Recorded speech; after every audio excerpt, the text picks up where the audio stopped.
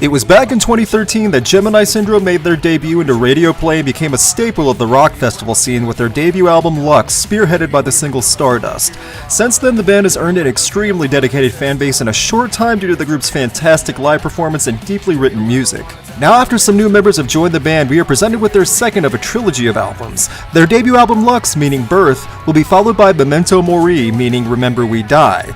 These themes are consistent throughout Gemini Syndrome's music, along with the deep rhythm and unique vocals of Aaron Nordstrom.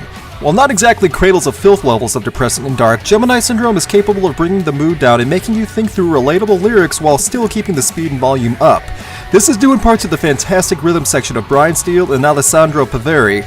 It's the low and deep beat that these two create that carry much of Gemini Syndrome's sound and reflects so well with Nordstrom's vocals. Coming into Memento Mori, there is a certain standard that the band has already set from their 2013 debut. With an already unique style, fans and other listeners who have heard Gemini Syndrome have an instantly recognizable sound to compare to whatever the band will bring next.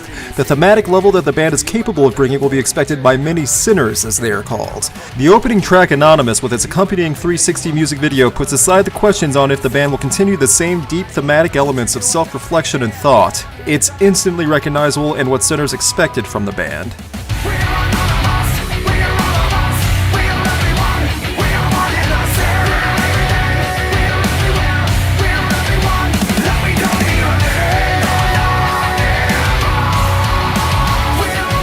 The album opener sets the tone, with Nordstrom singing completely reverberating through your listening experience, and it carries the entire track. The piano notes add an ominous feeling as connecting verses, and the drum work from Brian Steele is prominent and adds the volume until Nordstrom cuts loose and growls into screaming in the bridge and final chorus. The first song on Memento Mori leads into the translated title track, which also leads into the following track, Zealot. Throughout most of the album, there is a carrying feeling that the mood flows seamlessly over. Tracks do not feel out of place and you aren't taken out of the experience. The deep, low, hard-hitting drum and bass are visceral and it feels like your eardrums are being hit while listening. These loud and vibrant tracks are frequent and the standard on Memento Mori. Even in the quieter interludes that allow for a more melodic, peaceful moment to take place, they still do not break away from the overall mood and flow of the album. There is a dark atmosphere that, despite its tone and topics, still feels very energetic and forceful. We don't believe in you. We don't believe in you.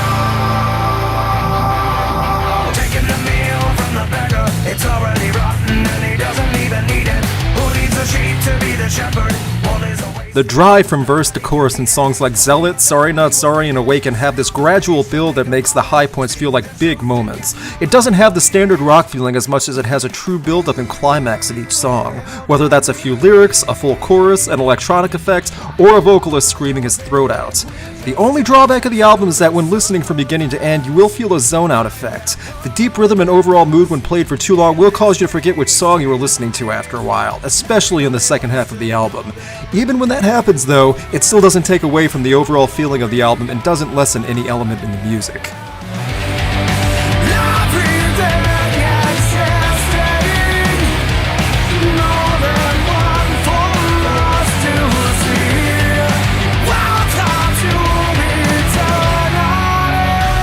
It's difficult for a band to gain a dedicated fanbase that sticks with them after their debut album, and especially with a big gap until their next release. It shows a lot of grit and talent when musicians are able to keep going and still deliver on expectations. Gemini Syndrome have proven that they are capable of being consistent. Overall, Memento Mori successfully continues both the trilogy of albums and the career of Gemini Syndrome in positive ways. It will not disappoint anyone who enjoyed the 2013 release, and the future looks bright for the band and all of its sinners.